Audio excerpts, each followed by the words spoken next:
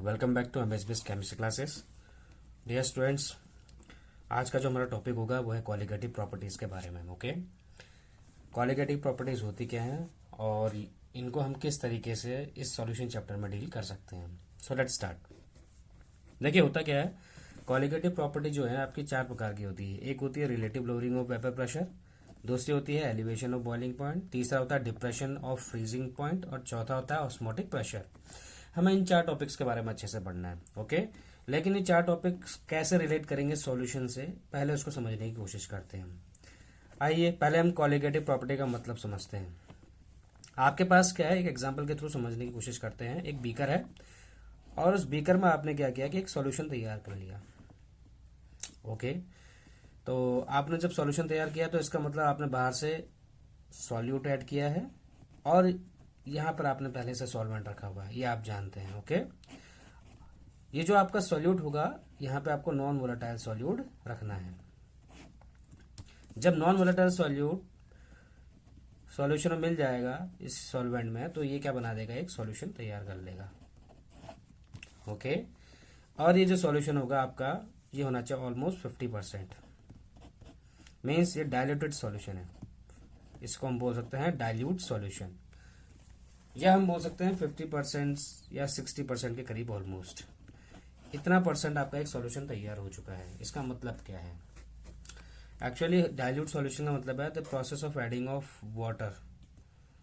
Water को add करते जाओ और सॉल्यूशन को की जो कंसंट्रेशन टर्म्स है उसको डाउन करते जाओ, तो वो डाइल्यूट सॉल्यूशन कहलाता है। अब ये हुआ क्या कि इसमें आपसे ये चीज बोली गई है, ये जो सॉल्यूशन की प्रॉपर्टी होगी, किसकी प्रॉपर्टी, प्रॉपर्टी ऑफ सॉल्यूशन जो होगी आपकी, वो डिपेंड करेगी किस चीज पे डिपेंड करेगी, वो डिपेंड करेगी नंबर ऑफ सॉल्यूट पार्टिकल्स के ऊपर। मतलब कितने सॉल्यूट के पार्टिकल्स उस सॉल्यूशन में क्या कर रहे हैं, डिसॉल्व हो रहे हैं। ना कि किस चीज पे डिपेंड करेगी, इंडिविजुअल आइडेंटिटी के ऊपर। इसका मतलब क्या है, दोबारा से समझ लेते हैं। इसका मतलब ये हो गया, अगर नॉन वोलेटाइल सॉल्यूट में आप फॉर एग्जांपल आपने शुगर ऐड किया या आपने उसके बाद दूसरी बार में क्या कर दिया, सॉल्ट ऐड कर दिया फॉर एग्जांपल। ओके, आपने जैसे शुगर ऐड किया तो शुगर क्या हुआ कि शुगर की वजह से उस पूरे सॉल्यूशन की प्रॉपर्टी में क्या अंतर आएगा, वो चीज क्या होगी, उस पर डिपेंड नहीं करेगी। डिपेंड इस पे करेगी कि शुगर के पार्टिकल्स कितने ज्यादा क्वांटिटी में गए हैं उस सॉल्यूशन में। या सॉल्ट एक शुगर का हमने सॉल्यूशन तैयार कर लिया है, एक हमने सॉल्ट का सॉल्यूशन तैयार कर लिया है। दोनों के सॉल्यूशन की अगर हम प्रॉपर्टी ये कहना चाह रहे हैं कि जो प्रॉपर्टी होती है नॉन वोलेटाइल सॉल्यूट की, वो सेम नहीं होती। एक्चुअली प्रॉपर्टी सेम नहीं होने का मतलब ये हो गया कि इसमें जो आपकी नेचर होगा उस पर डिपेंड नहीं करेगा। कौन सी चीज, इस सॉल्यूशन की प्रॉपर्टी, वो डिपेंड करेगी कितने ज्यादा सॉल्यूट के पार्टिकल या कितने ज्यादा नॉन वोलेटाइल सॉल्यूट पार्टिकल इसमें ऐड किए गए हैं और जिस वजह से प्रॉपर्टी शो कर रहा है। तो ऐसे प्रकार की प्रॉपर्टी, ऐसे प्रकार के डाइल्यूट सॉल्यूशन की प्रॉपर्टी को ऐड करने को हम बोलते हैं कॉलिगेटिव प्रॉपर्टी। ओके, तो आई होप आपको समझ में आ गया कॉलिगेटिव प्रॉपर्टी क्या होती है। It is the property of the dilute solution. लिख लेते हैं यहाँ पे। Okay, property of dilute solutions. Okay, किसके, of non volatile solute, non volatile solutes whose values depend upon the concentration of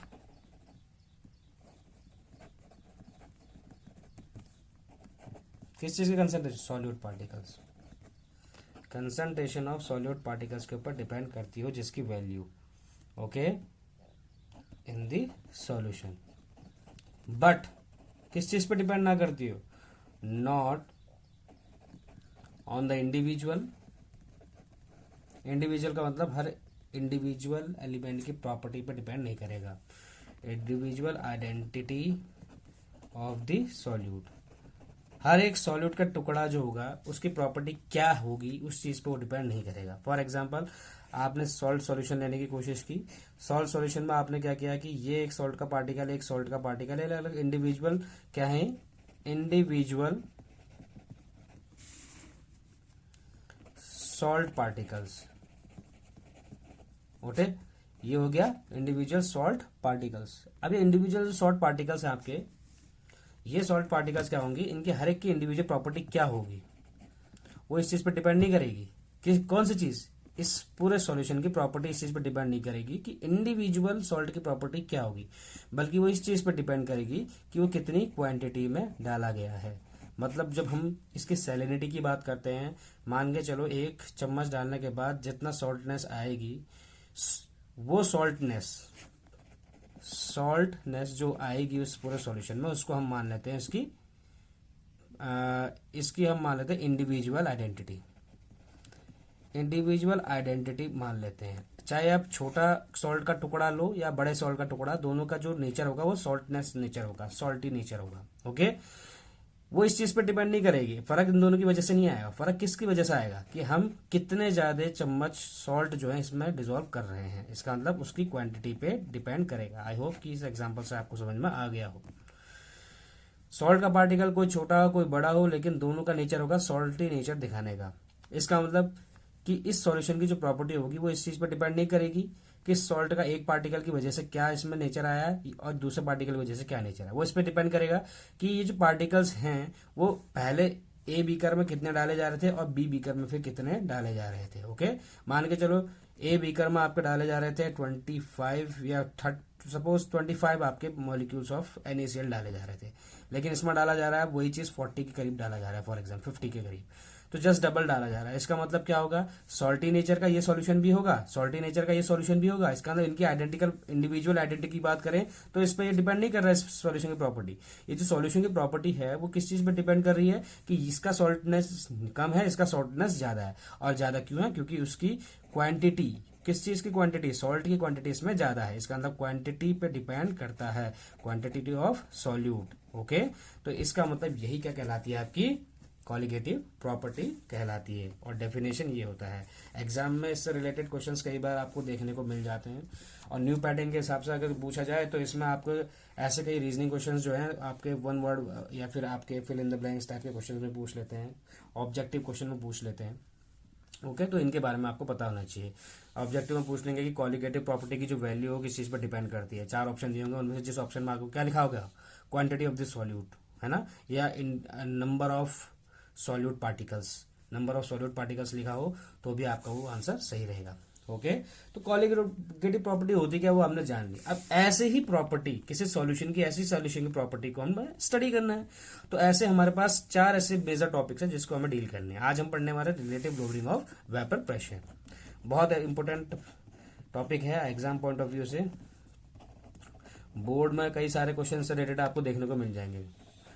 और relative lowering of vapour pressure पढ़ने से पहले आपको कंसेप्ट राउल्ट्स लॉ का पता होना चाहिए, अच्छे से बाइनरी सॉल्यूशन का कंसेप्ट पता होना चाहिए। ओके, चलिए स्टार्ट करते हैं। एक्चुअली होता क्या है कि आपको अभी बताई गई कि जो प्रॉपर्टी ऑफ सॉल्यूशन होती है, प्रॉपर्टी ऑफ सॉल्यूशन वो किस चीज पर डिपेंड करेगा, क्वांटिटी। सिंपल सी बात है, क्वांटिटी ऑफ सॉल्यूट पर डिपेंड करेगा। अगर हम बात करते हैं किसी एक आइडियल सॉल्यूशन की, और आइडियल सॉल्यूशन आप जानते हैं क्या होता है, तो आइडियल सॉल्यूशन में क्या होता है, जो वेपर प्रेशर का रिलेटिव लोअरिंग होता है वो मोल फ्रैक्शन के इक्वल होता है। वो ये बोलता है कि जो relative lowering of vapour pressure होता है वो उसके मोल फ्रैक्शन के इक्वल होता है, वो ऐसा बोलता है।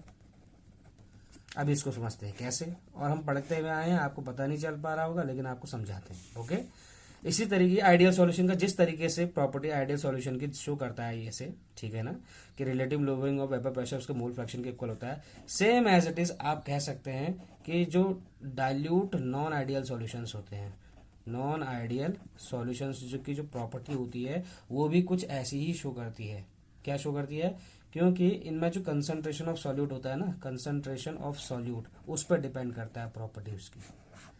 सिंपल सी बात है, सॉल्यूट के कंसंट्रेशन पे, और ये मोल फ्रैक्शन बोला गया है। अब देखिए कैसे आइडियल सॉल्यूशन वाला कंसेप्ट आप दोबारा से एक बार देख लीजिए। आप जानते हैं कि बाइनरी सॉल्यूशन किसे कहते हैं। अगर आपने एक बीकर है, उसमें आपने बी डाला है और ए, दो चीजों को मिक्स करके बनाया गया है, तो इस प्रकार से बनने वाले सॉल्यूशन को हम बाइनरी सॉल्यूशन कहते हैं।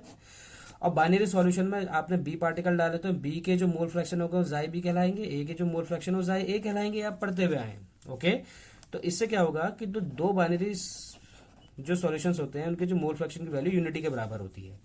तो इसका मतलब ये हो गया कि हम यहाँ से जिसकी भी वैल्यू आपको निकालने की कोशिश कर सकते हो आप, जिसमें आपको सही लगता है। जैसे आप मान के चलिए कि इसमें जाई ए की वैल्यू निकालना चाहते हैं तो जाई ए की वैल्यू पुट कीजिए, अदरवाइज इसमें जाई बी की वैल्यू भी पुट कर सकते हैं। तो कोशिश कर लेते हैं हम लोग, इसमें जाई ए को ऐसे रहने देते, 1 माइनस जाई बी हो गया। इसका मतलब जाई बी की वैल्यू हमने क्या कर दिया, 1 माइनस जाई बी निकाल दी।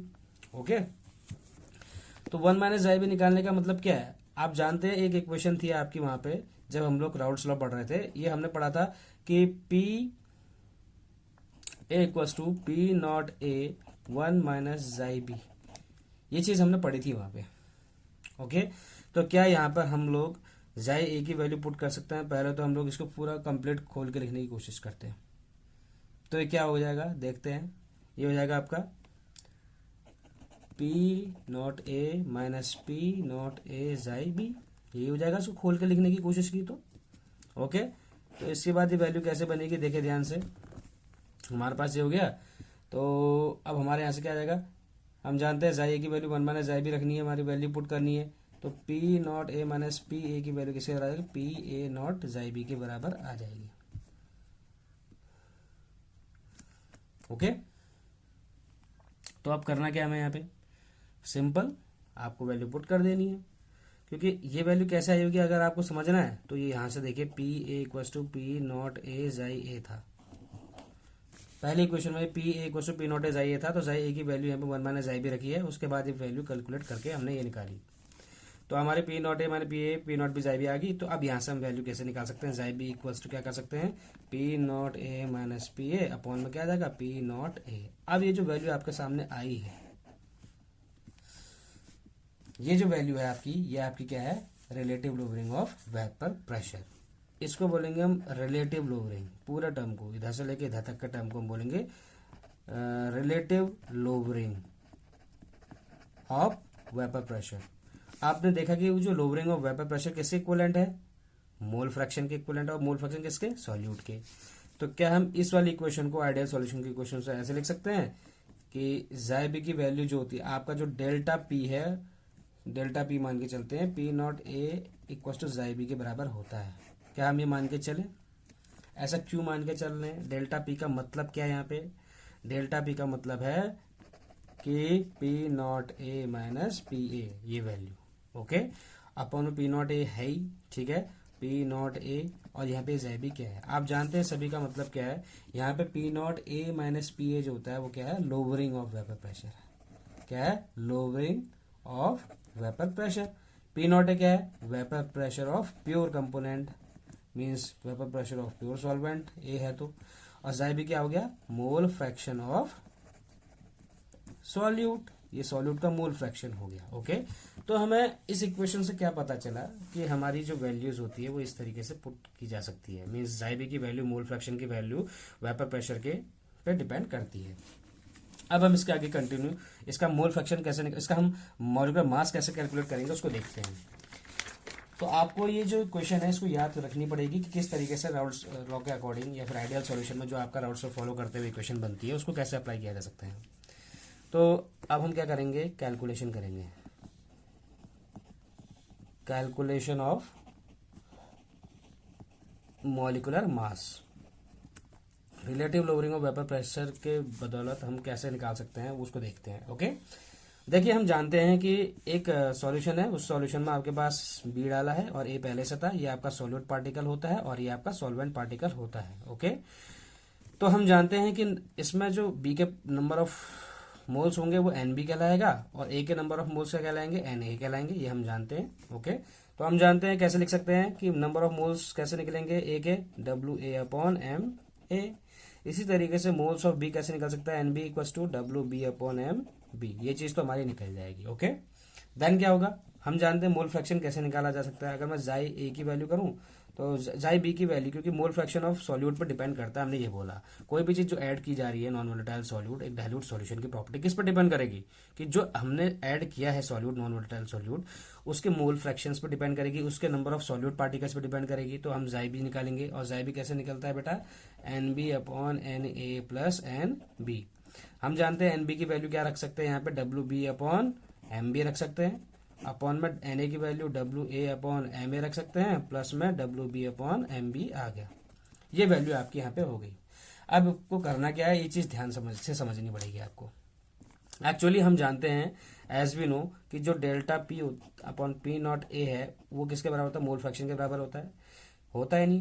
क्या हम इसको ऐसे लिख सकते हैं, P not A minus P A upon P not a भी लिख सकते हैं। हमने डेल्टा पी को खोल दिया है, देखिए इस तरीके से, ठीक है। और वो किसके बराबर हो गया, जाई बी के बराबर हो गया, ये हम जानते हैं। और जाई बी की वैल्यू क्या, हम जाई बी की वैल्यू ये वैल्यू पुट कर सकते हैं। ये आपके पास जो आपको इक्वेशन थी, ये इक्वेशन मान के चलो आपके पास सेकंड इक्वेशन है और ये आपकी फर्स्ट इक्वेशन है। क्या हम ऐसा कर सकते हैं कि सेकंड इक्वेशन में जो जाई बी की वैल्यू है वो फर्स्ट इक्वेशन से निकाल के रख सकते हैं? जी हाँ। तो put first in second, first को सेकेंड में रखिए, जाई बी की वैल्यू रख दिए सेकेंड में। तो ये क्या आ जाएगा, P not A minus P A upon P not A equals to chi B की वैल्यू क्या है आपकी, W B upon M B, W A upon M A plus W B upon M B. अब यहाँ पर होता क्या है, हमने इस बात का ध्यान रखें, सॉल्यूशन कैसा है, डाइल्यूट सॉल्यूशन है। डाइल्यूट सॉल्यूशन का मतलब क्या होता है कि जो नंबर ऑफ सॉल्यूट पार्टिकल्स होते हैं, number of solute particles in this solution, solution में जो नंबर ऑफ सॉल्यूट पार्टिकल्स होते हैं उनकी क्वांटिटी ऑलमोस्ट कैसी होती है, नेग्लिजिबल, बहुत ही कम होती है, ना के बराबर होते हैं। इसलिए इसको हमें नेग्लिजिबल करना पड़ता है, कहाँ पे, बेस में, ओके, मीन्स डिनोमीटर में। तो हम क्या करेंगे कि हम जानते हैं W B upon M B की जो पार्टिकल्स की जो वैल्यू होती है less than far less than W A upon M A होती है। तो ऐसे केस में हम क्या कर सकते हैं, W B upon M B को क्या कर सकते हैं, नेग्लेक्टेड, इसको नेग्लेक्ट किया जा सकता है, ओके। तो अब वैल्यू क्या आ जाएगी, दोबारा से लिखने की कोशिश करते हैं, P not A minus P A upon P not A equals to W B upon M B, और अपॉन में वैल्यू पूरी कैंसिल हो गई, तो W A upon M A. क्या हम इसको इस तरीके से रख सकते हैं, W B upon M B नीचे आ जाएगा और W A upon M A ऊपर चला जाएगा। तो ये वैल्यू ऐसे निकल के आ जाएगी। टोटल वैल्यू जो आपकी निकल के आई है वो है आपकी P not A minus P A upon P not A that equals to W B into M A upon M B into W A. अब हम इसमें क्या चीज देखेंगे कि हमें मॉलिक्यूलर मास निकालना है। हमने बोला कैलकुलेट मॉलिक्यूलर मास, किस चीज के लिए, हम लोग बी के लिए निकाल लेते हैं, सॉल्यूट के लिए बी। इसके अलावा हमें यहाँ पे क्या निकालना है, एम बी निकालना है। कैसे निकालेंगे, देखिए यहाँ एम बी की वैल्यू आ चुकी है। क्या हम एम बी की वैल्यू अगर उधर पुट करेंगे तो एम बी की वैल्यू क्या हो जाएगी, एम बी इक्वल्स टू, ये पूरा टर्म इधर शिफ्ट हो जाएगा। तो इसका अंदर क्या हो जाएगा, जो वैल्यूज ऊपर रखी हैं वो नीचे आ जाएंगी और जो वैल्यूज नीचे लिखी हैं वो वैल्यू ऊपर आ जाएंगी। तो W B M A upon W A value यही रही, एम बी वैल्यू इधर चलेगी और यहाँ पे क्या हो गया, P A P not a upon P not A minus P A value यहाँ आ गई। ऐसे लिख सकते हैं हम इसको, इस इक्वेशन को, और इस आधार पर अब आप आसानी से क्या कर सकते हैं, इसकी वैल्यू निकाल सकते हैं एमबी। यहाँ से आपके एग्जाम में कई सारे क्वेश्चंस आते हैं, बोर्ड में कई सारे क्वेश्चंस बनते हैं जिन जो डायरेक्टली आपको वैल्यू पुट करने पर मिल जाता है। कुछ एक आध क्वेश्चन आपको लगाने की कोशिश करेंगे ताकि आपको समझ में आ जाए। आपको कुछ पॉइंट्स यहाँ पे याद रखना है कि यहाँ पे हम ये वैल्यू क्यों नेग्लेक्ट करते हैं, ओके। आपको एक फॉर्मूला याद होना चाहिए, ओके। इसके अलावा आपको ये वैल्यूज आई बी की वैल्यू पुट करनी आनी चाहिए, कैसे होता है, मोल फ्रैक्शन के जरिए, ठीक है। तो ये चीज़ें हमारी थी किसके बारे में, relative lowering of vapour pressure. अब इसके बेस पर कुछ क्वेश्चंस लगाने की कोशिश करते हैं। देखिए आपका एक क्वेश्चन है, आपको एक बेसिक क्वेश्चन से स्टार्ट करते हैं, ओके। तो एक क्वेश्चन है उसको देख लेते हैं। बोला है कि जो वेपर प्रेशर है, the vapour pressure of 2% aqueous solution of a non volatile solute X ऐसा दे रखा है और जिसका टेम्परेचर है at 373 kelvin, sorry 373 kelvin is 755 torr. इसने ही वैल्यू दे रखी है वेपर प्रेशर की, ओके। क्वेश्चन को अच्छे से और अच्छे से समझेंगे, पहले हम लिख लेते हैं इसको। अब ये पूछ रहा है calculate the molecular mass of this solute, उस सॉल्यूट का मॉलिक्यूलर मास निकालिए। और जहां दे रखा है इसने vapour pressure of pure water की वैल्यू दे रखी है, ओके। प्योर वाटर की value at 373 kelvin, same temperature है जो आपका पहले था, उस पर इसकी वैल्यू दे रखी है 760 टोर। चलिए इसको करने की कोशिश करते हैं। देखिए क्वेश्चन को समझते हैं। वो ये कह रहा है कि 2% एक्वा सॉल्यूशन तैयार किया है। यदि आपको कभी परसेंट में क्वेश्चन पूछा जाए तो आपको मैंने वेट बाय वॉल्यूम इस तरीके से बता रखा है कैसे किया जाता है। नहीं आता तो दोबारा समझिए। इस क्वेश्चन को अटेम्प्ट करने का तरीका होता है बेटा, स्टेप मार्किंग होती है, तो गिवन से लेकर सारी चीज़ों में आपको कहीं ना कहीं स्टेप मार्किंग में नंबर मिलते हैं, इसलिए आप स्टेप मार्किंग करते हुए चलें। पहले आप गिवन लिखें सारे की वैल्यूज, सारी वैल्यूज। आपको गिवन समझ में नहीं आता तो एक डायग्राम के थ्रू समझते हैं। आपके पास एक बीकर है, ओके, उसने बोला है कि एक सॉल्यूशन तैयार किया। अब बोला 2% aqueous solution of non volatile solute, तो ये एक्स की वैल्यू 2% किसके लिए है, एक्स के लिए एक नॉन वोलेटाइल सॉल्यूट है, ओके, नॉन वोलेटाइल, और इसकी वैल्यू दे रखी है इन्होंने 2%। इसका मतलब ये इस पूरे सॉल्यूशन को हम 100% मान के चलेंगे, ओके। इस सॉल्यूशन का वैल्यू कब आती, सॉल्यूशन क्या होता है, जब सॉल्यूट और इसमें सॉल्वेंट दोनों ऐड होते हैं तभी जाके सॉल्यूट सॉल्यूशन की वैल्यू होती है, बोल सकते हैं। सॉल्यूशन की वैल्यू अगर हमने 100% मानी है तो सॉल्यूट की जो वैल्यू है कितनी है, 2% मानी है, और 2% माने का मतलब, और सॉल्वेंट की वैल्यू दी नहीं है, तो सॉल्वेंट की वैल्यू कैसे निकाल सकते हैं बेटा, तो सॉल्वेंट की वैल्यू वहीं रहेगी, तो 100 - 2 हो जाएगा आपका कितना, 98। इसका मतलब ये है कि अगर परसेंट में लेना चाहे तो 2% और वैसे 98%, या हम कह सकते हैं कि इसको 2 ग्राम हम लोगों ने इसमें क्या डाला, नॉन वोलेटाइल सॉल्यूट ऐड किया है, और इसमें जो 98 ग्राम होगा वो क्या होगा आपका, बाकी बचा हुआ वाटर होगा, क्या होगा, वाटर, क्योंकि उन्होंने बोला सॉल्यूशन बनाया गया है, और यहाँ पे अगर मेंशन किया पहले ही उन्होंने वाटर का वेपर प्रेशर दिया तो इसका अंदर भी वाटर होगा। इतनी बातें हमें समझ में आ गई, ओके। तो इसका मतलब हमारे पास कुछ डिटेल्स यहाँ पे समझ में आ गई हैं। हमें सॉल्वेंट का वेट निकल के आ गया, WA निकल के आ गया। अगर WB कितना मानेंगे, 2 मानेंगे, तो WA कितना होगा, 100 - 2, तो 98 आ जाएगा। WB निकल के आ चुका है हमारे पास, ओके। इसके अलावा वेपर प्रेशर दिया गया है ना, तो वेपर प्रेशर दिया गया है किस चीज़ के लिए, सॉल्यूशन का दे रखा है, तो वेपर प्रेशर ऑफ सॉल्यूशन को P से इंडिकेट करते हैं, okay, PA, vapour pressure solution PA से इंडिकेट करेंगे, और जिसकी वैल्यू कितनी दे रखी है, 755, ओके। और वेपर प्रेशर सॉरी, वाटर का दे रखा है, तो प्योर वाटर का देगा, प्योर का मतलब P0 हो जाएगा। अगर सिर्फ PA लिखा है तो इसका मतलब सॉल्यूशन के लिए वेपर प्रेशर, P0 लिखा है तो इसका प्योर के लिए, और प्योर के लिए दिया है vapour pressure of pure water, that is 760 torr. ये दोनों वैल्यू टॉर में दी गई है, सेम वैल्यू दे रखी है, तो इनको कन्वर्ट करने की जरूरत नहीं है, तो अब हम इसका सॉल्यूशन आसानी कर सकते हैं। हम जानते हैं MB की वैल्यू कैसे होती है, MB equals to WB into MA upon क्या होती है वैल्यू, WA, और यहाँ पे वैल्यू क्या होती है, P0A upon P0A minus PA, ये वैल्यू है। इसमें आप वैल्यूज पुट कीजिए, कैसे निकलेगा, MB की वैल्यू कैसे निकलेगी, देखो WB की वैल्यू कितनी है, 2, देखिए, ओके। MA की वैल्यू कितनी आई, MA की वैल्यू, A क्या है चीज है यहाँ पे आपका, ये भी तो समझना है, A आपका क्या है, वाटर है, और B आपका क्या है, नॉन वोलेटाइल सॉल्यूट है, तो इसका मतलब B का मतलब हो गया कि आपको MA का मतलब हो गया कि mass of water, and that is equal to 18। कैसे निकलता है MA, देखिए, MA मतलब H2O हो गया, हाइड्रोजन का 1 इंटू 2 प्लस ऑक्सीजन का 16 होता है, एटॉमिक मास लिया हमने 2 + 16 दैट इक्वल्स टू 18 आ गया, और ये वैल्यू यहाँ पुट की हमने, ओके। अपॉन WA कितना आएगा, WA हमने निकाला 100 - 2 दैट इज 98, क्या वैल्यू आई, 98, और उसके बाद हमने इसको क्या कर दिया, P0A की वैल्यू कितनी दे रखी है, P0A की वैल्यू दे रखी है 760 टॉर, और हम जानते हैं P0A है 760, तो PA वैल्यू 755, तो ये वैल्यू कैलकुलेट करने के बाद कितनी आई, जरा कैलकुलेट करते हैं, 2 इंटू 18 अपॉन 98, ये आगे वैल्यू आपकी 760 अपॉन कितनी बच जाएगी, इसमें वैल्यू 5। अब इस पूरे टर्म को आपको कैलकुलेट करना है, कैसे कैलकुलेट होगा, ये वैल्यू जब आप सब काटेंगे, इससे इसको काटेंगे सारी वैल्यूज, तो ये वैल्यू निकल के आपके आएगी MB इक्वल्स टू 55.8, क्योंकि यूनिफाइड मास है, U भी लिख सकते हो क्योंकि मॉलिकुलर मास है, ओके। तो आपकी जो वैल्यू है 55.8, ये वैल्यू निकल के आ जाएगी MB की वैल्यू। इस तरीके से आप इस क्वेश्चन को डील कर सकते हैं। ऐसे कई सारे और क्वेश्चंस मिलेंगे आपको NCERT में, करने की कोशिश कीजिएगा। एक दूसरा क्वेश्चन और हम इसमें डील करते हैं। अब दूसरे क्वेश्चन में क्या चीज बोली गई है उसको समझना पड़ेगा हमें। देखिए क्वेश्चन नंबर 2, आपसे बोला गया है कि जो वेपर प्रेशर है, ये क्वेश्चन आपका vapour pressure of pure benzene दे रखा है आपको, vapour pressure of pure benzene at a certain temperature दे रखा है। कितना दे रखा है आपको value, 640 mm of mercury Hg, okay.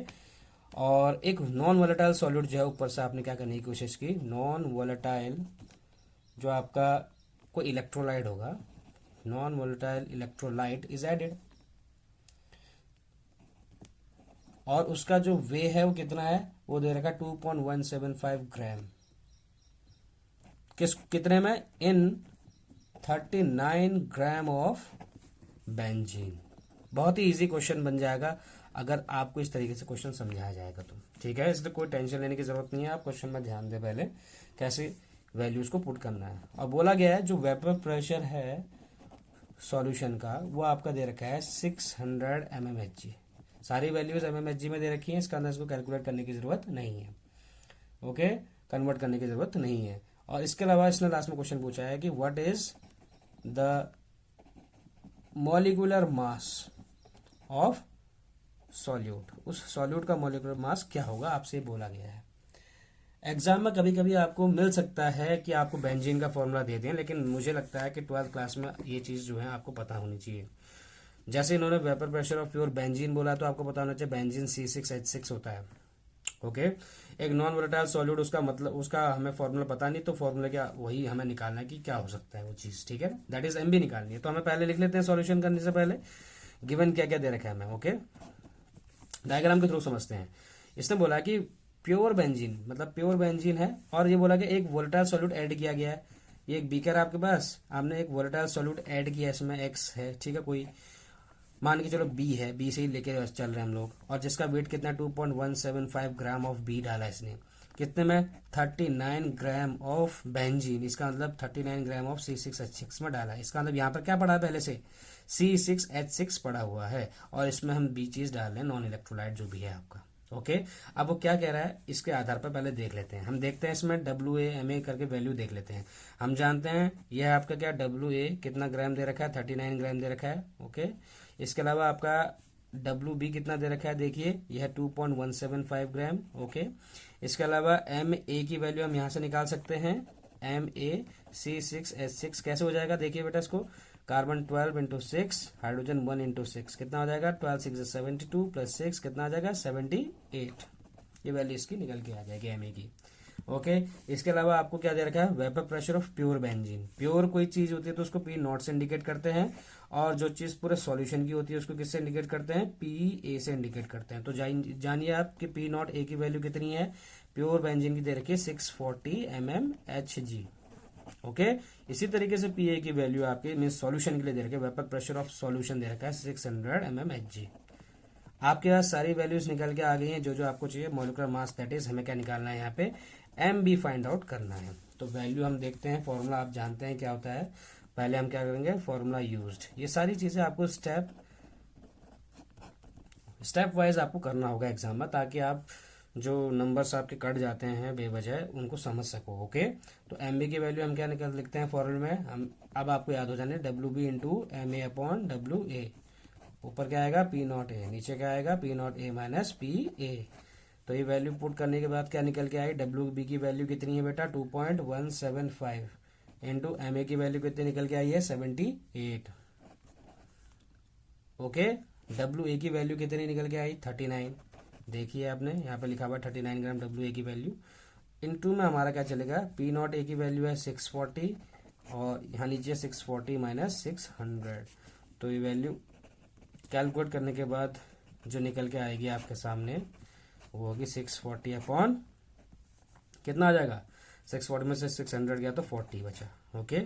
तो ऐसे वैल्यू कैलकुलेट हो जाएगी 4 1 4 5 6 4 6 24।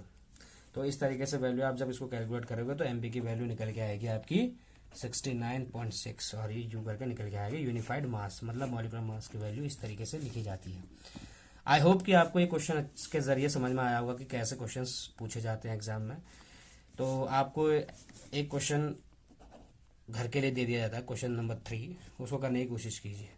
इससे बोला गया कि 5 ग्राम ऑफ सब्सटेंस जो है जिसका मॉलिक्यूलर जो मास दिया गया है वो गया है 200, कितना दिया है 200, डिजॉल्व किया गया है, इट इज डिजॉल्व इन, कितने में डिजॉल्व किया गया है 50 ग्राम, किस चीज में 50 ग्राम ऑफ सॉल्वेंट, और जिसका मॉलिक्यूलर मास दे रखा है उस सॉल्वेंट का मॉलिक्यूलर मास 60, ओके।